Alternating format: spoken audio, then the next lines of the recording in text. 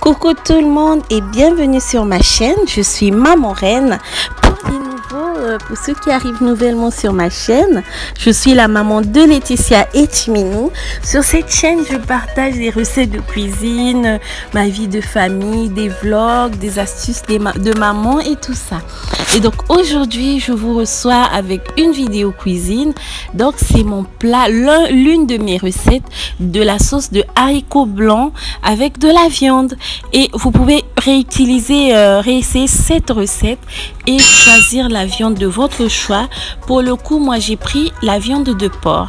Donc j'ai commencé par faire reposer mon haricot dans de l'eau chaude. C'est de l'eau qui a bouilli. J'ai éteint le feu et j'ai mis le haricot dedans. Je l'ai laissé reposer pendant 1 heure. Et les 1 heure après, on a remarqué que la couleur du haricot a bien changé. Ce n'est plus tout blanc. À ce moment-là, j'ajoute la viande dans la casserole et j'active le feu. Je n'ajoute rien d'autre que la viande. Je laisse bouillir, je laisse mijoter et je vérifie régulièrement. Pendant que ça mijote, tu peux cliquer sur s'abonner et activer la cloche de notification.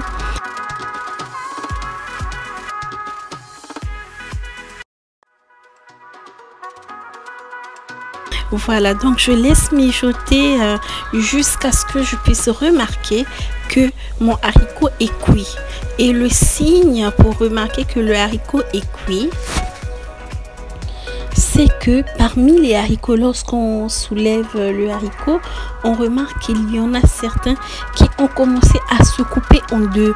On n'a pas besoin que tous les haricots ou que la majorité se coupe en deux, non. Dès qu'on a quelques grains qui sont coupés en deux, ça veut dire que on peut passer à la sauce. Et donc avant de passer à la sauce, j'ajoute le sel et puis je couvre et j'éteins le feu. Je vérifie aussi que l'eau soit à hauteur du haricot, donc qu'il n'y ait pas moins d'eau, sinon en se refroidissant le haricot risque de durcir.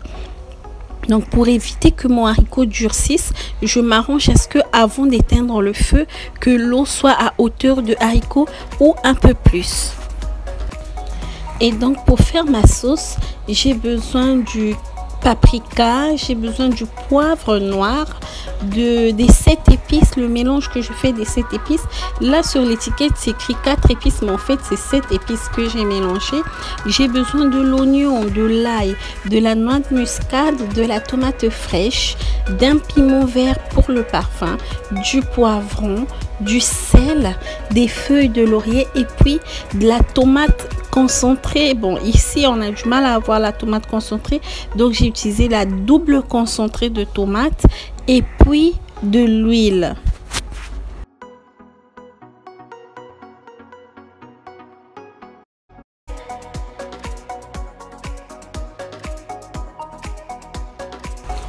Je commence par mettre mon huile au feu. Vous pouvez utiliser même une huile déjà utilisée. Comme là, pour moi, j'ai pris de l'huile de friture que j'ai réutilisée pour faire ma sauce.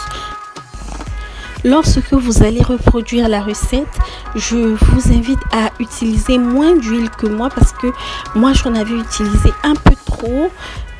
Voilà, donc j'ai mis l'huile à chauffer et ensuite je mets ma tomate double concentrée avant que l'huile ne soit trop chaude. Donc à peine je mets l'huile et j'attends quelques secondes jusqu'à ce que l'huile chauffe légèrement et je mets aussitôt la tomate pour éviter qu'elle ne noircisse. Ensuite j'essaye de mélanger pour que l'huile, la tomate essaie de se mélanger un peu à l'huile, ce qui est difficile avec la double concentrée de tomate. Je sais pas si on dit la double concentrée ou le double concentré, je sais pas trop. En tout cas avec la tomate double concentrée. Et une fois que j'ai bien mélangé ma tomate, je rajoute toutes mes épices fraîches que j'ai râpées. Je rajoute le sel et un peu de poivre noir. Je mélange et je laisse mijoter.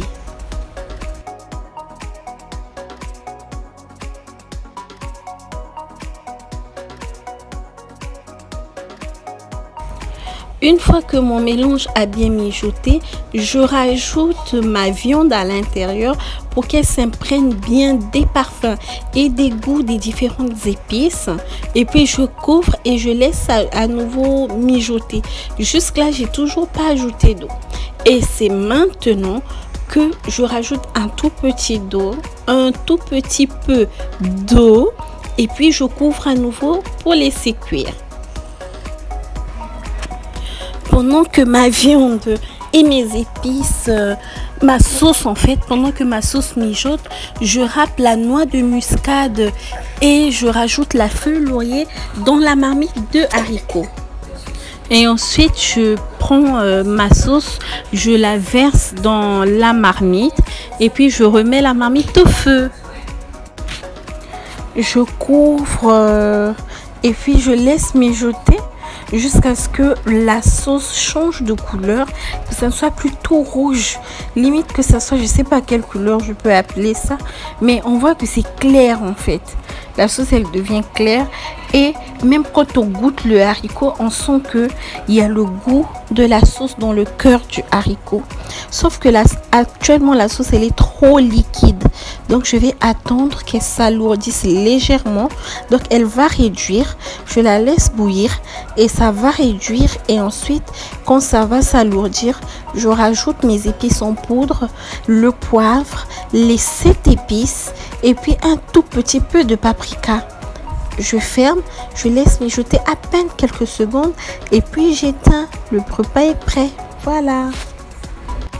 Cette vidéo arrive à son terme. Si tu l'as aimé, abonne-toi et active la cloche de notification. Laisse un commentaire pour dire ce que tu en as pensé. Lâche un like et partage. Invite tes amis à s'abonner à leur tour pour agrandir la communauté.